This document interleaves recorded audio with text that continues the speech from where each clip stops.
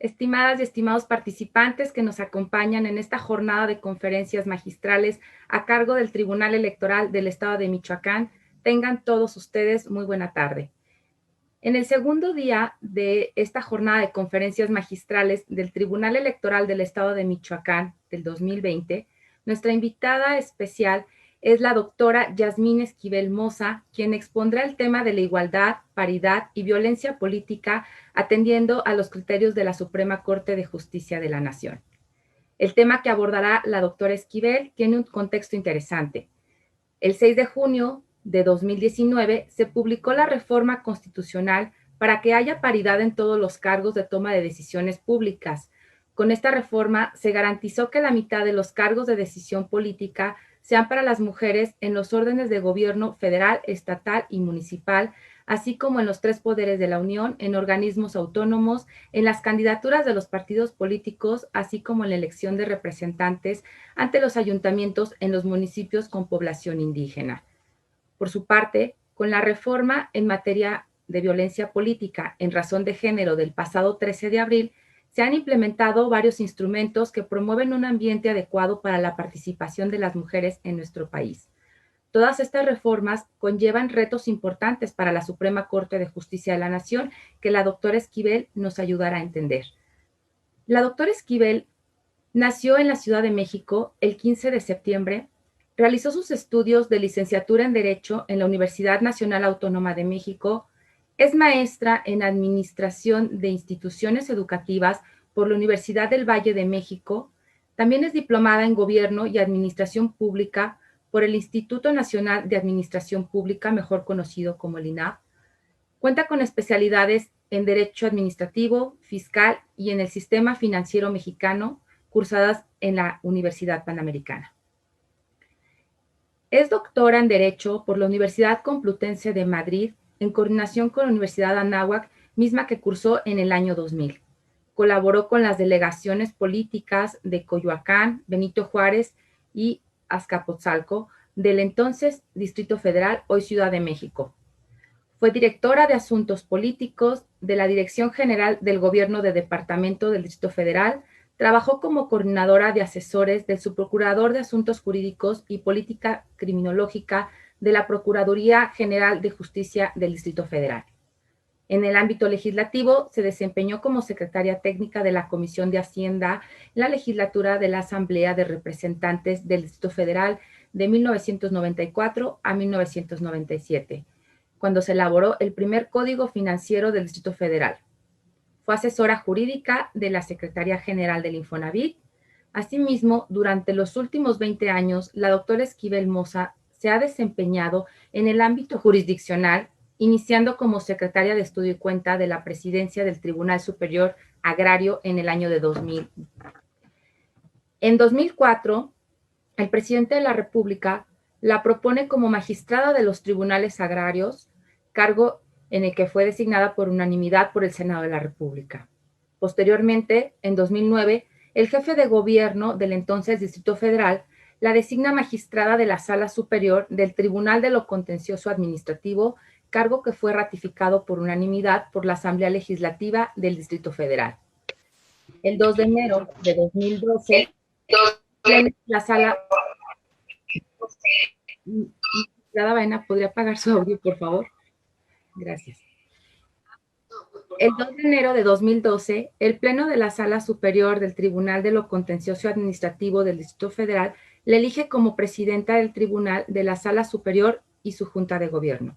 Durante su administración, el tribunal ha vivido una de las más grandes transformaciones de su historia. Entre otras acciones destacadas, se instauró el sistema digital de juicios, lo que ingresó a la modernidad de esa institución.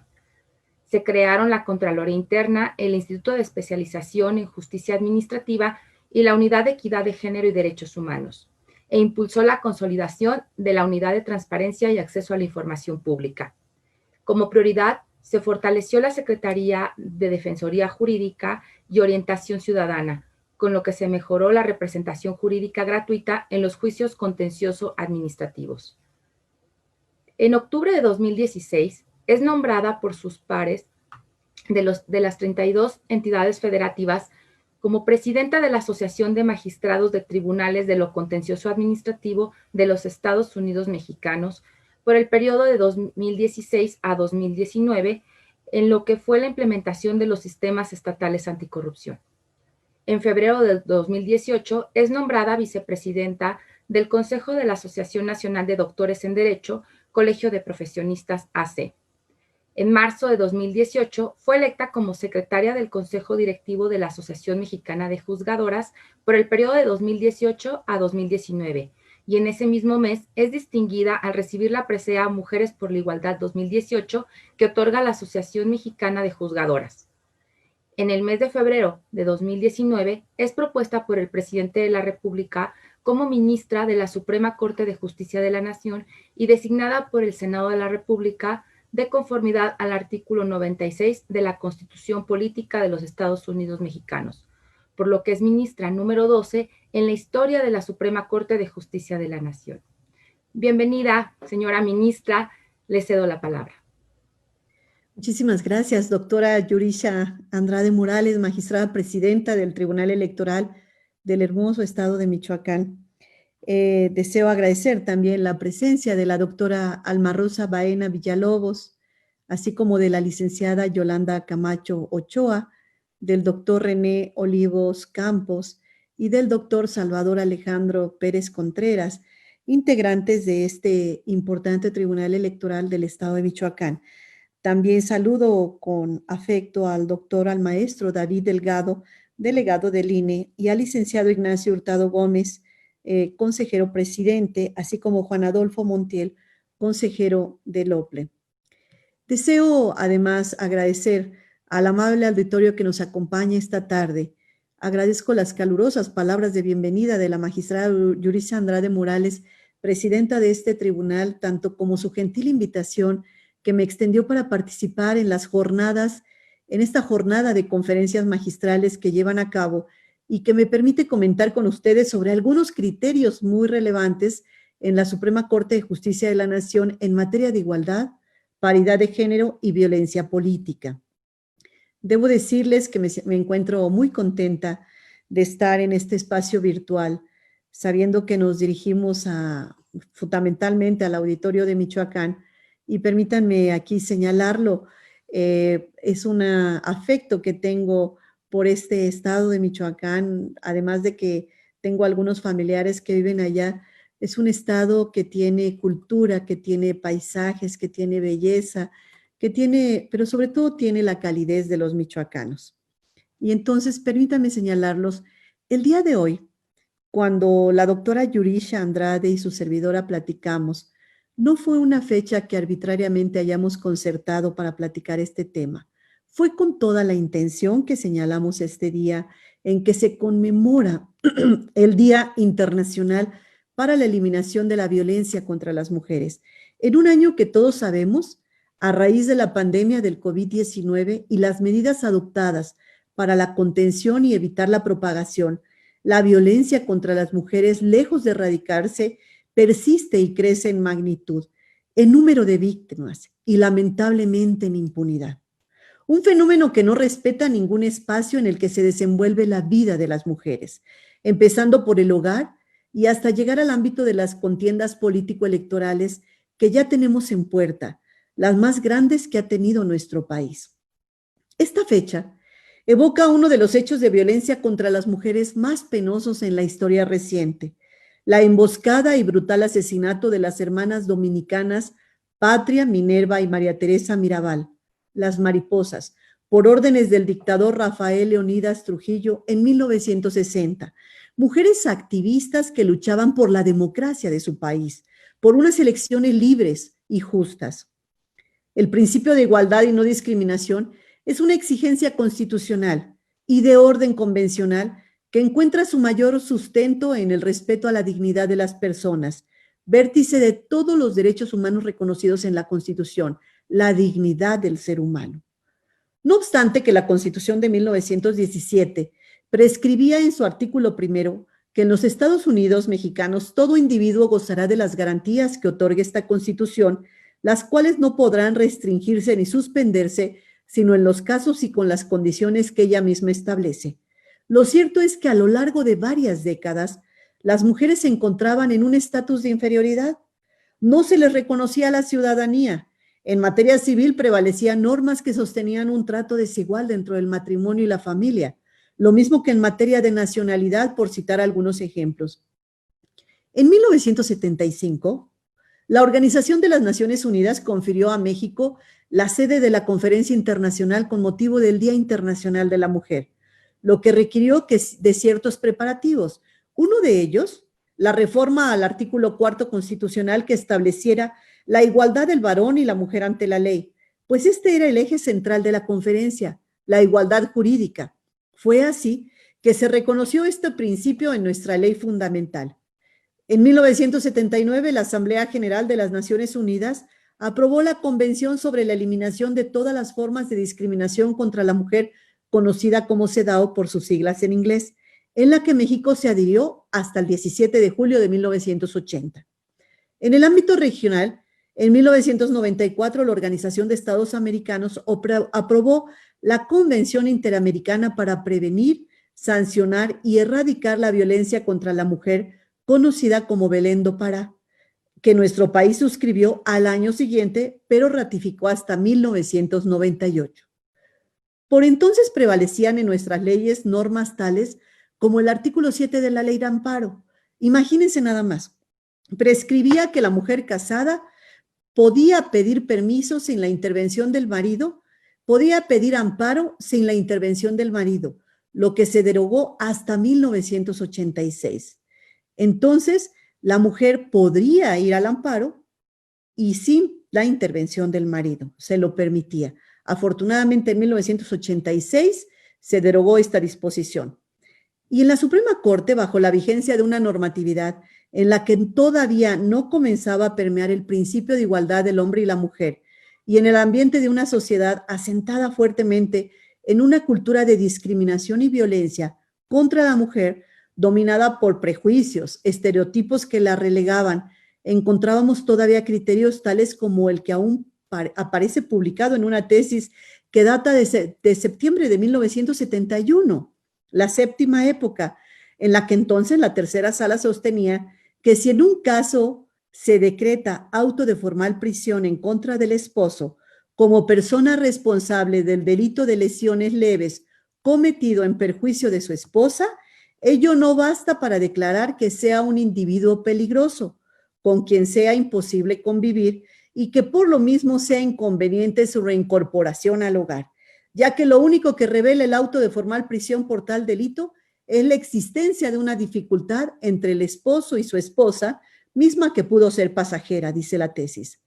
Seguramente algunos estudiantes de Derecho que nos escucharán se sorprenderán con estas tesis que afortunadamente ya no aplicamos.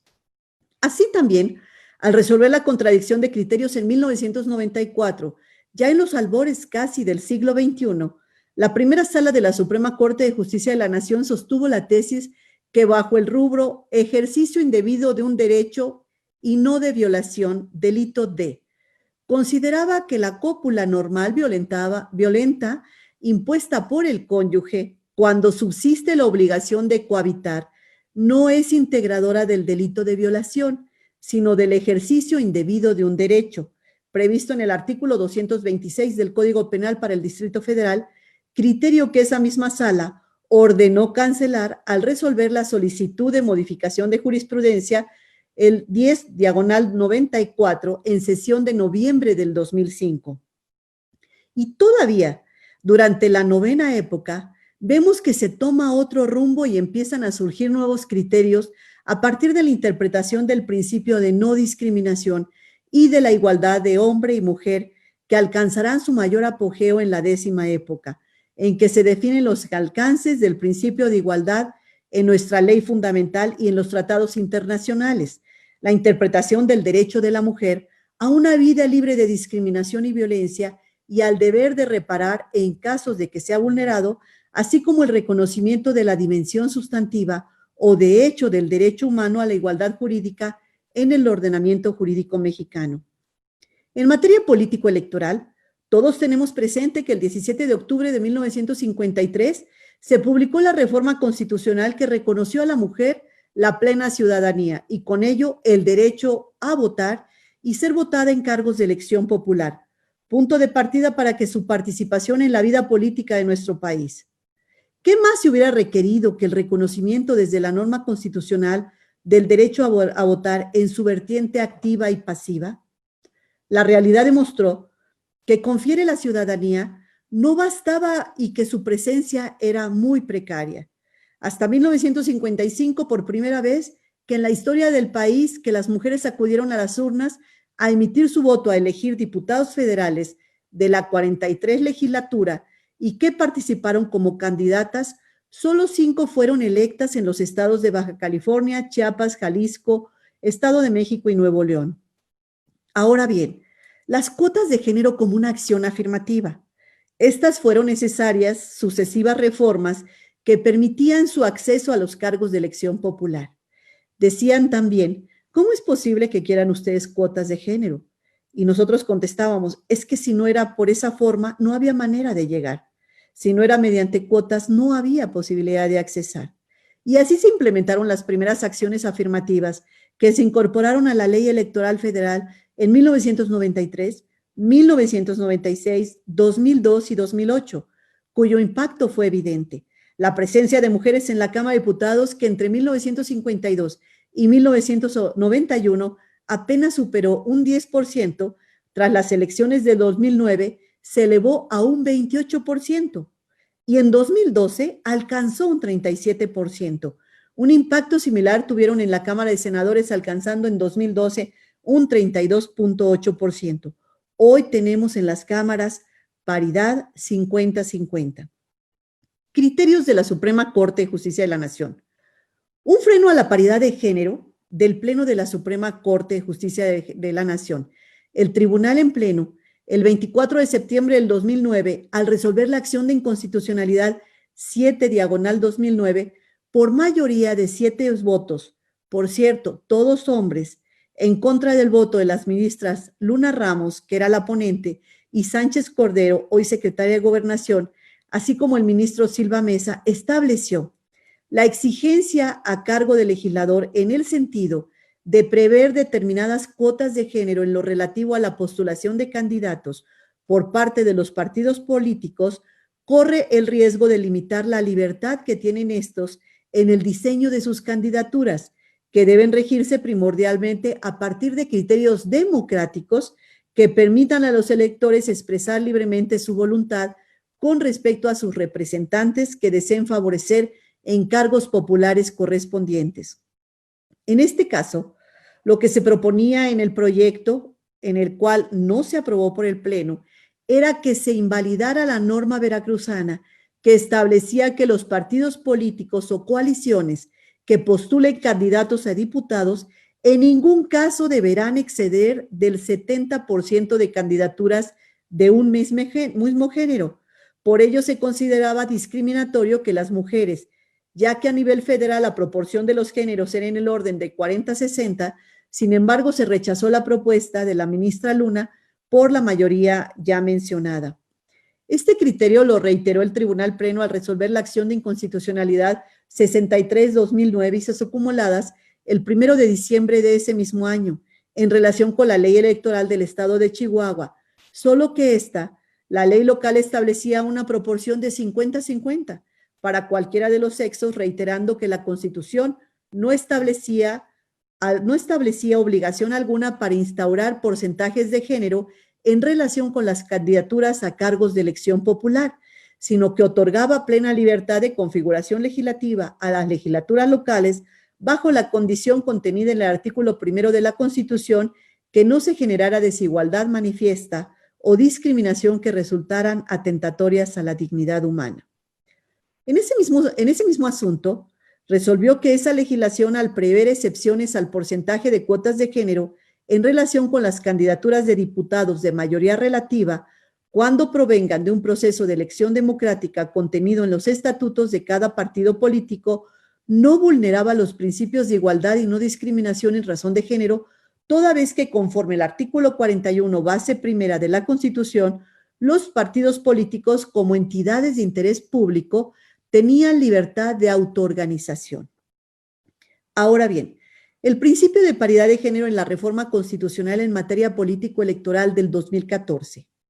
El gran salto se da con la reforma en materia político-electoral de ese año, que elevó a rango constitucional la regla de paridad de género en la postulación de candidaturas a legisladores federales y locales, que hoy nos permite contar con el Congreso Federal integrado por vez primera de manera prioritaria. Para traducir la paridad de igualdad sustantiva, la reforma político-electoral de 2014 introdujo nuevas reglas en la integración de los poderes públicos. Estas reglas se plasmaron en la nueva Ley General de Procedimientos e Instituciones Electorales, la LEGIPE, que sustituyó el Código Federal de Instituciones y Procedimientos Electorales. Asimismo, ordenó al Congreso de la Unión expedir la Ley General de Partidos Políticos, en la que se establecieron reglas de paridad para la postulación de candidaturas. Recordarán ustedes, los partidos políticos, se establecía en ese momento que los partidos políticos deberán establecer criterios para garantizar la paridad de género en las candidaturas a legislaturas federales y locales. Las listas de representación proporcional se integrarán por fórmulas de personas candidatas compuestas por propietarios y suplentes del mismo sexo. Alternar entre sexos la composición de las fórmulas de personas candidatas. Cambiar el orden de prelación en el registro de las fórmulas para alcanzar la integración equilibrada de los órganos de representación popular. Se impide asignar los distritos con menor porcentaje de votación del partido a uno de los géneros. La sustitución de candidaturas debe observar el principio de reglas de paridad. El incumplimiento de las reglas de paridad conlleva la sanción de impedir el registro de la candidatura. Se incrementa el porcentaje del financiamiento que los partidos reciben para destinarlo a la capacitación y promoción de liderazgos femeninos. Se eliminó la excepción de cumplimiento de cuota por el método de elección democrática en candidaturas de mayoría relativa. Esta reforma tuvo un impacto notorio en la conformación del Congreso a nivel federal y a nivel estatal. En varios congresos locales hubo progresos muy importantes, disminuyendo así la brecha de género. Además, removió obstáculos institucionales que dentro de los partidos políticos anulaban su efectiva participación política, tales como la excepción del cumplimiento del criterio de cuota por el método de elección democrática. Ahora bien, los criterios de la Suprema Corte de Justicia de la Nación. Un criterio del Pleno de la Suprema Corte de Justicia de la Nación que tuvo que ser superado a través de una contradicción de tesis con la Sala Superior del Tribunal Electoral del Poder Judicial de la Federación es el siguiente. Perdón. El 1 de agosto del año 2015, el Tribunal Pleno, al resolver la acción de inconstitucionalidad 36-2015, determinó que no existía la obligación constitucional de prever el principio de paridad de género horizontal en la integración de los ayuntamientos, ya que el constituyente permanente en la reforma constitucional de 2014 previó la observancia del principio de paridad de género única y exclusivamente para los órganos legislativos y de carácter plural, ya que durante el debate en la Cámara de Senadores, en la que a solicitud expresa de incorporar a la discusión el tema de paridad de género para la designación de titulares de la administración pública estatal, así como de los poderes ejecutivos federal, estatal o municipal, los senadores manifestaron su negativa, lo que dejó en evidencia la voluntad del constituyente de no ampliar por aquel entonces dicho principio para otros órganos de gobierno de naturaleza electoral. El anterior criterio, como comentaré adelante, quedó superado al resolver la contradicción de tesis 44-2016, fallada el 15 de octubre del 2019. La paridad de género no solo impacta en la postulación de diputaciones, sino en la integración de las legislaturas. Una cosa es la postulación y otra ya la integración. El Tribunal Pleno de la Suprema Corte de Justicia de la Nación, al resolver la contradicción de tesis 275-2015, suscitada entre los criterios del Pleno de la Corte y la Sala Superior del Tribunal Electoral Federal, estableció que el principio de paridad de género, contenido en el artículo 41 de la Constitución General, constituye una medida para garantizar la igualdad sustantiva de los géneros en el acceso a los cargos de elección popular y que consiste en un instrumento de carácter permanente cuyo objetivo es hacer efectivos en el ámbito electoral los principios de igualdad entre los géneros previstos en el artículo 1 y 4 constitucionales, así como en múltiples instrumentos internacionales ratificados por México, por lo que no se agotaba en la mera postulación de candidaturas, sino que trascendía la integración de los órganos colegiados electivos a través del principio de representación proporcional. En esta misma resolución, también se sostuvo que mientras que el propósito esencial de la representación proporcional es favorecer la pluralidad del órgano deliberativo, considerar que el derecho fundamental a votar bajo este principio electivo protege a su vez la selección de una persona en particular, comprometería la realización de diversos fines constitucionales a lo que los partidos políticos están obligados a contribuir como entidades públicos, como entidades de interés público, entre ellos la paridad de género en la integración de los órganos legislativos locales. Por lo tanto, que las acciones que para la asignación de diputados de representación proporcional reajusten las listas definitivas de los partidos políticos con derecho a escaños y por consiguiente otorguen curules a los candidatos de un género subrepresentado en el partido favorecido, no vulneran el derecho fundamental de los ciudadanos al sufragio activo. Este criterio de suma relevancia. Ahora bien, la reforma constitucional en materia de paridad de género del 6 de junio del 2019, recordarán ustedes que mediante el decreto publicado en esta fecha se reformaron los artículos 2, 4, 35, 41, 52, 53, 56, 94 y 115, todos de la Constitución General, con el objeto de robustecer la paridad de género en los siguientes términos generales. Incorporación del lenguaje incluyente. Paridad en la elección de representantes ante los ayuntamientos en los municipios de población indígena. Derecho a ser votado en condiciones de paridad. Paridad en los nombramientos de los titulares de las secretarías de despacho en los poderes ejecutivos. Paridad en la integración de los organismos autónomos. Paridad en las candidaturas para integrar los poderes legislativo y los ayuntamientos. Paridad en las diputaciones federales y senadurías de representación proporcional conforme listas encabezadas alternadamente entre mujeres y hombres en cada periodo electivo. Paridad en los concursos para la integración de los órganos jurisdiccionales. ¿Y cuáles han sido los criterios de la Suprema Corte? Bajo la vigencia de esta reforma, el 15 de octubre del 2019, el Tribunal Pleno, al resolver la contradicción de tesis 44-2016 entre las sustentadas por el Pleno de la Suprema Corte y la Sala Superior del Tribunal Electoral del Poder Judicial de la Federación, que antes les mencioné, al llegar uno y otro a conclusiones diversas, al planearse si existe mandato constitucional para garantizar la paridad de género en su vertiente horizontal para la conformación de ayuntamientos, mientras que el Pleno de la Corte determinó que no existía una obligación constitucional de prever la paridad horizontal, la Sala Superior del Tribunal Electoral resolvió que en tanto los partidos políticos como las autoridades electorales tienen un deber constitucional y convencional de garantizar la paridad de género horizontal en el registro de sus planillas.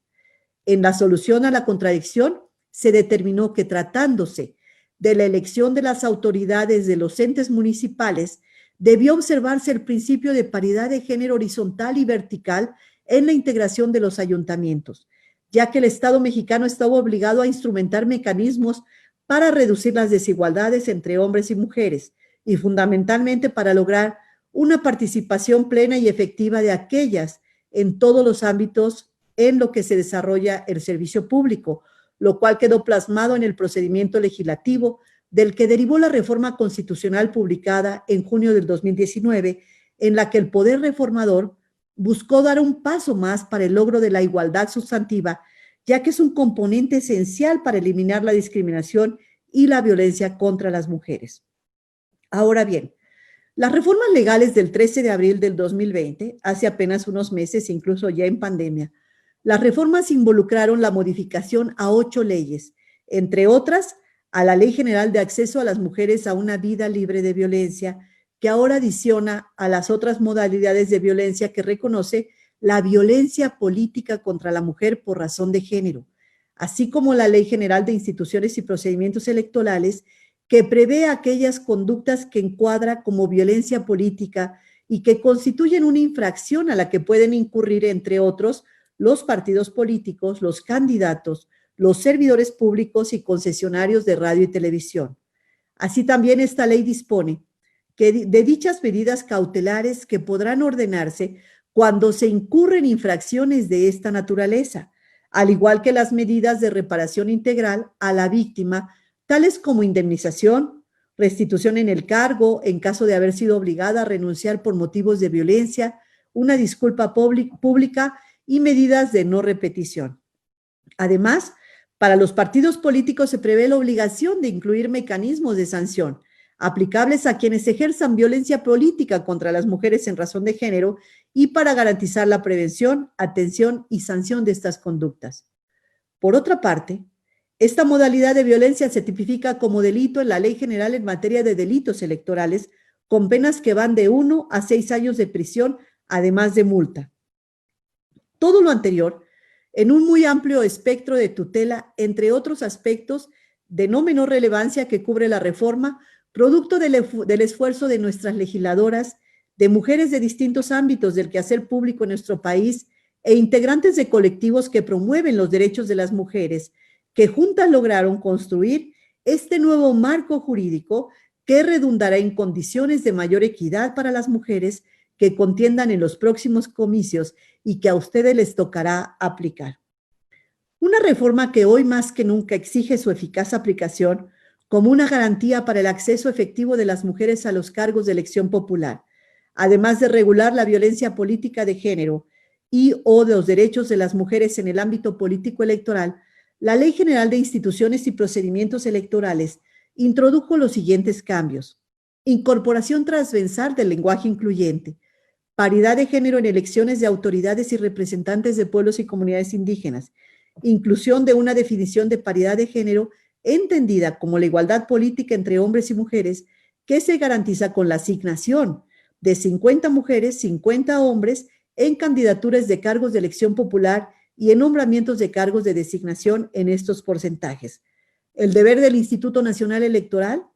los organismos públicos locales, partidos, precandidatos y candidatos, de garantizar el principio de paridad de género y el respeto de los derechos humanos de las mujeres en el ámbito político electoral. En la integración del Instituto Nacional Electoral y de los organismos públicos locales, deberá garantizarse el principio de paridad de género, y estos últimos deberán desarrollar y ejecutar programas de educación cívica de paridad de género y respeto de los derechos a las mujeres en el ámbito político electoral. El trabajo que tienen ustedes es un trabajo verdaderamente enorme y un reto muy importante. Las autoridades jurisdiccionales electorales de las entidades federativas deberán integrarse, observando el principio de paridad de género, alternando el género mayoritario. Los partidos garantizarán la paridad en la postulación de candidaturas para la integración del Congreso de la Unión, los congresos locales, las planillas de los ayuntamientos y de las alcaldías. El Instituto Nacional Electoral y los organismos públicos locales deberán rechazar el registro del número de candidaturas de un género que no garantice el principio de paridad, fijando al partido un plazo para su sustitución. La totalidad de las candidaturas a diputaciones locales y federales, senadurías, así como las planillas ayuntamientos y alcaldías, deberán integrarse salvaguardando siempre la paridad. Las candidaturas a diputaciones locales y federales y a senadurías por el principio de mayoría relativa y de representación proporcional se registrarán por fórmulas compuestas por una persona propietaria y una suplente del mismo género. En la elección de los ayuntamientos y alcaldías se observará la paridad vertical y horizontal. Las fórmulas de candidaturas de elección por mayoría relativa y de representación proporcional deberán ser encabezadas alternadamente entre mujeres y hombres cada periodo electivo. En el caso de las diputaciones de las 5 listas por circunscripción electoral, al menos 2 deberán estar encabezadas por fórmulas del mismo género, alternando en cada periodo electivo. Por su parte, tratándose de las senadurías, la lista deberá encabezarse alternadamente entre mujeres y hombres de cada periodo electivo. Por lo que hace a la Ley General de Partidos Políticos, los cambios son los siguientes: incorporación transversal del lenguaje incluyente, regulación de la violencia política de género, garantizar en igualdad de condiciones la participación de mujeres y hombres en sus órganos internos de dirección y espacios en la toma de decisiones, establecer en los estatutos de los partidos los mecanismos y procedimientos que permitirán garantizar la integración de liderazgos políticos de las mujeres al interior del partido.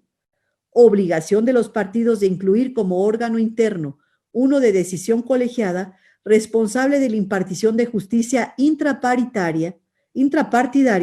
que resuelva con perspectiva de género en todas las resoluciones que emita. La obligación de que el sistema de justicia interna de los partidos políticos exista una sola instancia de resolución de conflictos en las que se deberá aplicar la perspectiva de género y garantizar el acceso a la justicia.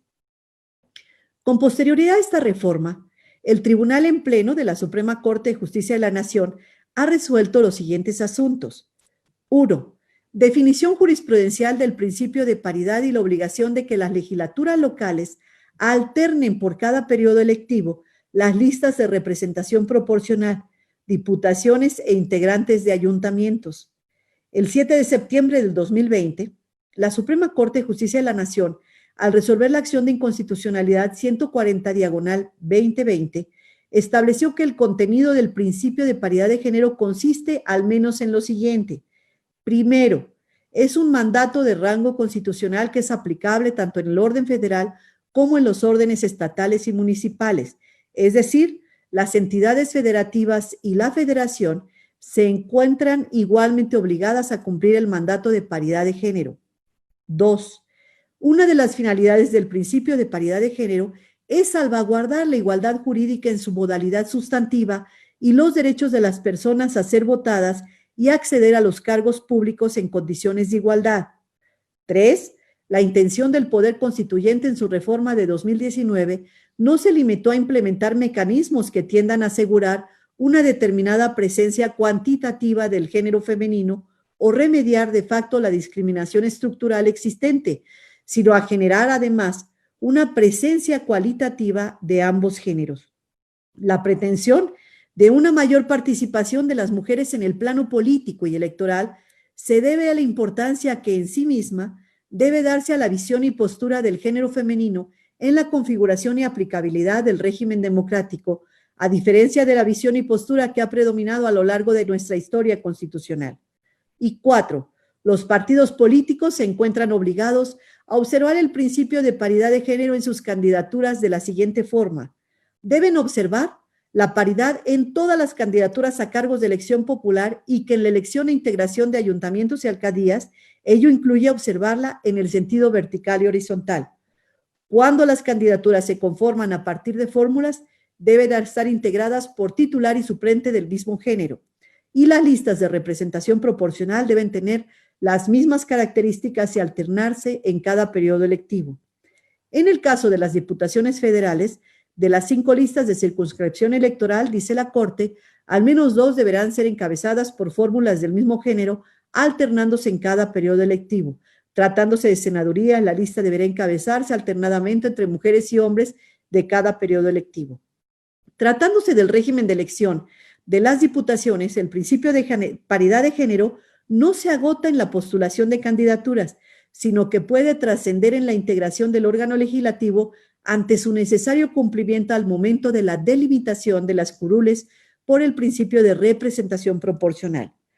Y quinto, el principio de paridad de género no se agota en las candidaturas, sino que debe observarse en el nombramiento de cargos por designación descritos en la Constitución Federal y en el ámbito de aplicación de la Ley General de Instituciones y Procesos Electorales. Si bien tanto la Constitución General como la legislación general son explícitas en el sentido de que en las listas de representación proporcional de diputados federales y senadurías, conforme el principio de paridad de género, deben ser conformadas de manera alternada en cada periodo electivo, no existe una clarificación explícita sobre ese aspecto para las entidades federativas, pero ello no significa que esa obligación no exista como parte del contenido del principio constitucional de paridad de género inmerso en el artículo 41 constitucional, ya que el mandato de alternancia por periodo electivo de las listas de candidaturas por representación proporcional de las entidades federativas se encuentra inmerso en el contenido genérico del principio constitucional de paridad de género exigible a los partidos políticos, por lo que en ese aspecto no existe libertad de configuración legislativa, sino un mandato constitucional expreso. Otro de los criterios ha sido la precisión de las obligaciones de paridad de género que tienen las legislaturas locales. El 21 de septiembre también de este año, al resolver la acción de inconstitucionalidad 132-2020, el Tribunal en Pleno determinó que las obligaciones derivadas del principio de paridad de género se garantizan en la legislación local a través de normas que prevean lo siguiente: la postulación paritaria entre hombres y mujeres para todos los cargos de elección popular, la integración de fórmulas de candidaturas por personas del mismo género, la postulación paritaria en el ámbito municipal desde un enfoque vertical y horizontal, la regla de alternancia en las listas de representación proporcional de diputados y ayuntamientos, la negativa de registro y cancelación de candidaturas. Y por último, los bloques de competitividad, donde se prohíbe que las candidaturas de género femenino sean postuladas de manera exclusiva en distritos o municipios en donde el partido político postulante haya tenido malos resultados electorales. Las medidas de ajuste para garantizar la paridad en la integración de los órganos. Los organismos públicos locales tienen facultades para que después de la asignación de fórmulas de representación proporcional en el Congreso local, se verifique que la integración del órgano es paritaria y en caso de no serlo, pueda sustituir tantas candidaturas como sean necesarias para lograr el resultado paritario. Es incuestionable que el principio de paridad de género no es una aspiración, sino un mandato vigente de nuestra Carta Magna, que impone a las legislaturas locales el deber de observarlo, aplicarlo, tanto en candidaturas de elección popular como en nombramientos por designación, y así es como debe prevalecer. Un paso atrás en los avances del principio de paridad de género. Apenas el 10 de noviembre pasado, el Tribunal en Pleno, al resolver la acción de inconstitucionalidad 245-2020, al alcanzar solo 6 votos, no logró invalidar la norma contenida en el artículo 12 de la Constitución del Estado de Puebla, que establece la utilización del género masculino para la construcción gramatical del texto legal, no obstante que con ello se reproduce y se alienta el uso del lenguaje no incluyente en que el hombre aparece como el único protagonista del orden jurídico y particularmente en el acceso a los cargos de elección popular o en la integración de órganos electorales, impidiendo hacer visibles a las mujeres que también participan y son destinatarias de esas y de todas las disposiciones legales, ya que si el legislador ordena simplemente utilizar en forma exclusiva la forma gramatical masculina, genérica, en la redacción de las leyes, es un mandato que va contra los esfuerzos para impulsar la igualdad entre hombres y mujeres. Un buen ejemplo para evitar el uso del lenguaje con un sentido discriminatorio se encuentra en la reciente reforma al primer párrafo del artículo 4 constitucional, por virtud de la cual se sustituyó la palabra varón por la de hombre, caso en el cual el autor de la correspondiente iniciativa explicó que en su exposición de motivos los siguientes: las definiciones que hay sobre varón son diversas, algunas parecen neutras. Por ejemplo, hay definiciones que dicen varón, ser humano del sexo masculino, pero también otra definición que dice varón, hombre respetado y de buena fama. La Constitución debería hablar del hombre y mujer, o mujer y hombre, pues al hablarse de varón, se agregan al hombre virtudes y cualidades que son señaladas en diversas definiciones que no se agregan de igual manera a la mención de las mujeres. Y se deja la palabra hombre, por cierto, al uso de la definición de la especie humana en su conjunto, cuando la especie humana está conformada por hombres y mujeres. El lenguaje es una de las vías principales de reproducción de prejuicios y estereotipos discriminatorios. Por eso, para contribuir en una plena igualdad, debe cambiar el lenguaje, y es el lenguaje jurídico uno de los que requiere mayor transformación, pues es uno de los que conserva generalmente en su estado el del Estado más antiguo. Por eso, al señalar que esta es una forma sutil de discriminación, es como proponemos que se dé la modificación correspondiente para que la Constitución diga lo siguiente: la mujer y el hombre son iguales ante la ley, en lugar de la frase, el varón y la mujer son iguales ante la ley. Por otra parte, me parece importante señalar que desde el punto de vista lingüístico se ha sostenido que el uso del lenguaje masculino genérico incluye a ambos géneros, como lo presupone la norma reclamada, inclusive en el informe de la Real Academia Española sobre el uso del lenguaje inclusivo el 16 de enero del 2020, se sostiene que vetar el uso del masculino genérico es criminalizar una estructura gramatical inocua que ha representado todo un hallazgo de las lenguas romances y que ha venido funcionando como una expresión aséptica durante siglos de su aplicación a personas y animales. Aconsejar los desdoblamientos en forma oportuna y atinada, así como el uso de genéricos epícenos y colectivos, constituye una justa referencia a la presencia de la mujer, pero eliminar por decreto el masculino genérico e imponer su sustitución obligatoria por dobletes es una empresa de despotismo cultural en su sentido dieciochesco y seguramente abocada a la frustración.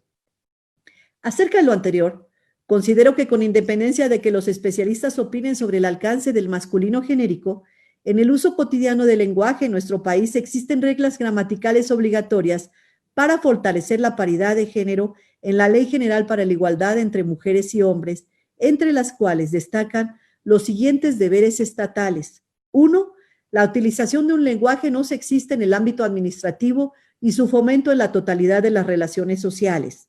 2. Promover que en las prácticas de comunicación social de las dependencias de la Administración Pública Federal, así como en los medios masivos de comunicación electrónicos e impresos, se elimine el uso de estereotipos sexistas y discriminatorios que incorporen un lenguaje incluyente.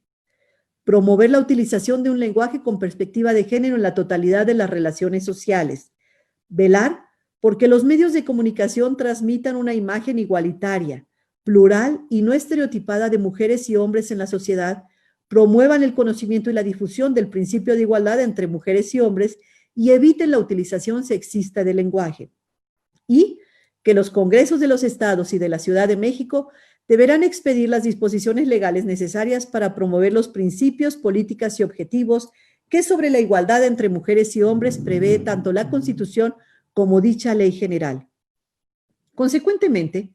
considero que en nuestro orden jurídico existen obligaciones legales y convencionales que obligan a redactar las disposiciones legales con un lenguaje que haga visible a la mujer como destinataria de las normas, sin que pueda soslayarse ese deber por un principio de economía lingüística, toda vez que existen fórmulas gramaticales que permiten la inclusión de la mujer y el hombre, todo ello sin necesidad del desdoblamiento de género que entorpezcan la lectura fluida de cada enunciado. Todo depende del empeño que ponga el legislador en este propósito correctivo del lenguaje. Y en este sentido, no omito comentarles que el pasado 30 de julio la Cámara de Diputados aprobó 4 dictámenes que reforman diversas disposiciones de 86 leyes, un paso trascendente y definitivo que abre a la participación de las mujeres un espacio igualitario en las áreas de toma de decisiones en el ámbito público de nuestro país. Entre las muchas y muy significantes reformas que plantean, involucran una exhaustiva tarea para incorporar el lenguaje incluyente en todos los ordenamientos como forma de hacer visible la presencia de la mujer en todos los órdenes del quehacer público. Y finalmente, la violencia política. En esta materia, cabe destacar que la Suprema Corte de Justicia de la Nación en abril de este año estudió la validez constitucional de diversas disposiciones del Código Penal del Estado de Chihuahua, en las cuales se regulaban tanto el delito y las sanciones que se impondrían a quienes cometieran diversos actos calificados como violencia política de género, así como la medida de seguridad que tendría que dictarse para estos supuestos. En este caso, el Pleno decidió que en virtud de lo dispuesto en el artículo 73, fracción 21ª, inciso A de la Constitución General, es facultad exclusiva del Congreso de la Unión el expedir leyes generales que establezcan los tipos penales y sanciones en materias de secuestro, desaparición forzada de personas, otras formas de privación de libertad contrarias a la ley, trata de personas, tortura y otros tratos o penas crueles, inhumanos o degradantes, así como el electoral, lo que implicaba que los congresos locales carecían de competencia para legislar esos ámbitos. De ahí que el control abstracto de constitucionalidad al que la Constitución acota la materia electoral a nuestra Suprema Corte, no existan estos otros pronunciamientos. No obstante, hago mención a que en la mencionada acción de inconstitucionalidad 140-2020 se impugnó el requisito de elegibilidad a cargos de elección popular que la norma local hacía consistir en estar condenada o condenado por el delito de violencia política contra las mujeres en razón de género. El Pleno de la Corte avaló la disposición siempre que en una interpretación conforme la norma se leyera, a menos que haya cumplido con la sentencia respectiva. La cuestión aquí, cómo es de ver, no versaba directamente sobre la materia de violencia política, sino la cuestión de si haber sido simplemente condenado era suficiente para tenerlo por inelegible o era menester interpretar la norma en el sentido de que hubiera cumplido con la sentencia. Hasta aquí los criterios que ha sostenido este máximo tribunal de la nación en la materia. No cabe duda que en la materia de protección de derechos político-electorales de las mujeres mucho se ha avanzado en el plano normativo al incorporar y extender el principio de paridad de género desde la Constitución y su desarrollo en las leyes electorales como a través de su interpretación por el Pleno de la Suprema Corte de Justicia de la Nación como la que realiza el Tribunal Electoral del Poder Judicial de la Federación. Pero no obstante, aún enfrentamos nuevos obstáculos en el camino. Uno muy grave, la violencia contra la mujer que trasciende al ámbito de su participación política, que obligó a una amplia reforma legal para prevenirla y sancionarla, en el imperativo de eliminar toda forma de violencia, incluida esta, utilizada con el ánimo de intimidar y mermar el avance de las mujeres en nuestro país. Su presencia en las contiendas electorales ha visibilizado la vulneración de su derecho a participar por la discriminación y violencia que se alzan en su contra en el intento por frenar su participación. Las mujeres no solo tienen derecho a participar en igualdad de circunstancias que los hombres en cuestiones públicas, sino que su presencia es necesaria, es fundamental para el fortalecimiento de la democracia. Impedírselo es un atentado contra la democracia misma. Transitar en el reconocimiento jurídico de sus derechos a su ejercicio real no debe poner en juego la integridad física, moral, psicológica y menos su propia vida ni la de su familia.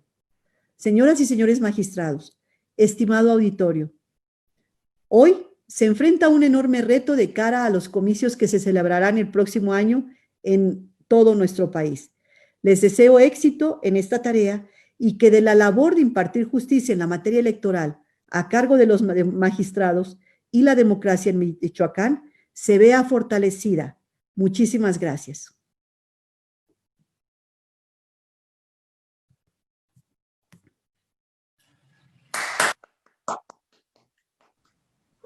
Muchas gracias, señora ministra. Muchas gracias, de verdad. A nombre del Tribunal Electoral del Estado de Michoacán, como magistrada presidenta, expreso nuestro agradecimiento a la doctora Yasmín Esquivel Moza por haber aceptado la invitación a participar en estas jornadas de conferencias magistrales. Los datos y las reflexiones que nos ha compartido sin duda constituyen un conocimiento invaluable que acrecentará el acervo